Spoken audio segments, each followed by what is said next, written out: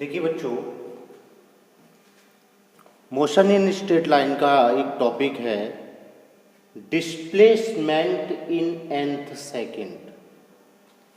nth second का मतलब है nवें सेकंड में डिस्प्लेसमेंट। जैसे कोई बॉडी चल रही है जिसके अंदर एक्सेलरेशन भी है और मूव कर रही, मोशन में है, तो इनिशियल स्पीड होती है और जिसमें एक्सेलरेशन होता है तो एक्सेलरेशन का मीन्स होता है कि हर सेकंड उसकी स्पीड में कुछ न कुछ इंक्रीजमेंट हो रहा है, तो एक्सेलरेट हो रही है, बढ़ रही है, उसकी वेलोसिटी चेंज हो रही है, चाहे बढ़ रही है चाहे बढ़ रही है कुछ। तो अगर कोई बॉडी हर सेकंड में 2 मीटर पर सेकंड स्क्वायर का अगर उसको एक्सेलरेशन दिया जाए तो वो हर सेकंड 2 मीटर पर सेकंड स्क्वायर से चलेगी, बढ़ेगी उसकी स्पीड। जैसे 0 से स्टार्ट हुई तो 1 सेकंड बाद उसकी स्पीड हो जाएगी 2 मीटर पर सेकंड, 2 सेकंड के बाद उसकी स्पीड हो जाएगी 4 मीटर पर सेकंड और 3 सेकंड के बाद उसकी स्पीड हो जाएगी 6 मीटर पर सेकंड। यानी हर सेकंड में 2 का एक्सेलरेट होगा, 2 मीटर पर सेकंड की स्पीड उसमें इंक्रीजमेंट होती चली जाएगी। जब इस तरह से हर सेकंड में स्पीड इंक्रीजमेंट होगी तो वो हर सेकंड में डिस्टेंस को भी कवर करेगी, उतना ही ज़्यादा है। जैसे कोई बॉडी रेस्ट से स्टार्ट हुई और 2 मीटर पर सेकंड का एक्सेलरेट किया गया तो वो पहले सेकंड में कितना डिस्टेंस कवर करेगी, 2 मीटर पर सेकंड की वेलोसिटी पकड़ेगी, यानी 2 मीटर कवर कर लेगी 1 सेकंड में। नेक्स्ट में उसकी स्पीड हो जाएगी 4 मीटर पर सेकंड, इसका मतलब 1 सेकंड में वो 4 मीटर कवर कर रही है।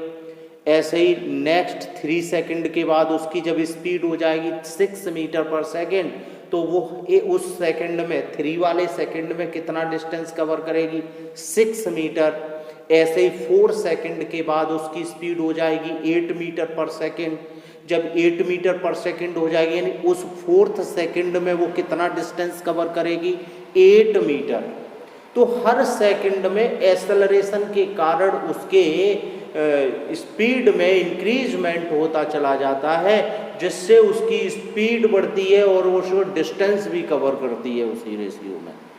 तो अब यहाँ ये पूछ लिया जाए कि कोई बॉडी एक्सेलरेशन से चल रही है और 0 से स्टार्ट हो रही है, इनिशियल वेलोसिटी से जा रही है, तो वो nth सेकंड में 10वें सेकंड में कितना डिस्प्लेसमेंट कवर करेगी। यहाँ तो हमने 1/1 2 मीटर का ले लिया, 1 पहले सेकंड में कितना कवर किया, 2 दूसरे सेकंड में कितना कवर किया, 4 तीसरे सेकंड में कितना कवर किया, तो 6। इस तरह से कैलकुलेशन कर रहे हैं। लेकिन जब यही ये कह दिया जाए कि डायरेक्ट बता दीजिए, अभी एक एक करके कैलकुलेशन करेंगे तो बहुत बड़ा हो जाएगा। डायरेक्ट पूछ लिया जाए 25th सेकंड 25वें सेकंड में वो कितना डिस्टेंस कवर करेगी, या ये कह दिया जाए कि वो अपना 17th सेकंड में कितना कवर, 17वें सेकंड में कितना कवर करेगी, या ये कह दिया जाए कि वो 35th सेकंड में कितना कवर करेगी। तो आप अगर 2 करके हुए चलेंगे या कैलकुलेशन 0 से स्टार्ट करते हुए हर सेकंड का इंक्रीजमेंट करेंगे तो आपको एक लॉन्ग प्रोसेस करना पड़ेगा। इसके लिए एक शॉर्टकट मेथड होता है, फॉर्मूला होता है। तो ये आपके इक्वेशन ऑफ मोशन का सेकंड लॉ का यूज करते हैं। हमने मान लिया कि जैसे किसी को 10वें सेकंड में बताना है, क्या बताना है कि वो 10वें सेकंड में उसने पर्टिकुलर उस 10वें सेकंड में डिस्टेंस कितना कवर किया। तो हम यहाँ एक मान लेते हैं कि वो 10 सेकंड में ये स्टार्ट यहाँ से हो रही है, तो स्टार्ट होने के बाद वो 10 सेकंड में कहाँ आ गई, यहाँ पे आ गई 10 सेकंड में डिस्टेंस इतना कवर कर दिया। अब हमें ये बताना कि 10 सेकंड में कितना डिस्टेंस, ये नहीं बताना 10वें सेकंड में कितना किया उसने, वो 10वें सेकंड में कितना चली। जैसे पहले सेकंड में 2 चली, दूसरे सेकंड में 4 चली, तीसरे सेकंड में 6 मीटर पर सेकंड स्क्वायर का वो सॉरी 6 मीटर पर सेकंड स्क्वायर हुआ ना, तो तीसरे सेकंड में उसकी कवर डिस्टेंस कितनी हुई, 6 हुई।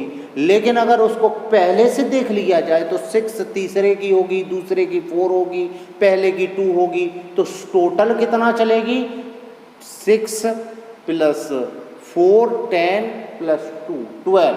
तो 0 से स्टार्ट करते हुए माने तो उस बॉडी को जिसको एक्सेलरेशन 2 दिया गया था वो 3 सेकंड में कितना चली, तो वो 3 सेकंड में चली 12। अगर 3 में से उसका 2 का निकाल दिया जाए तो कितने का बचेगा, 3 सेकंड का बचेगा।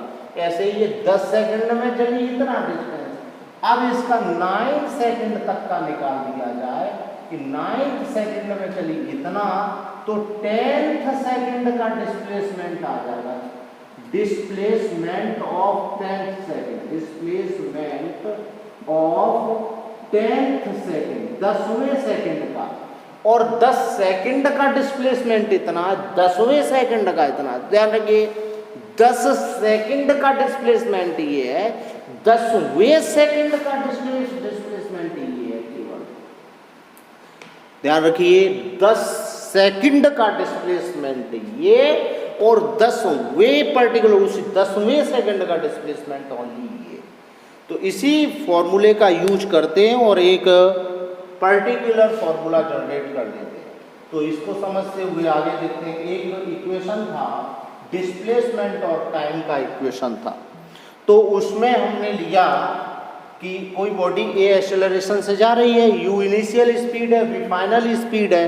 तो nth सेकंड में distance displacement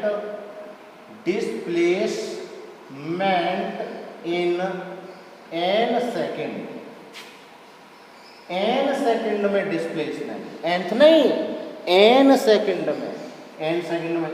second equation of motion क्या होता है, us equal to ut plus half at square. Time t से रिप्रेजेंट होता है।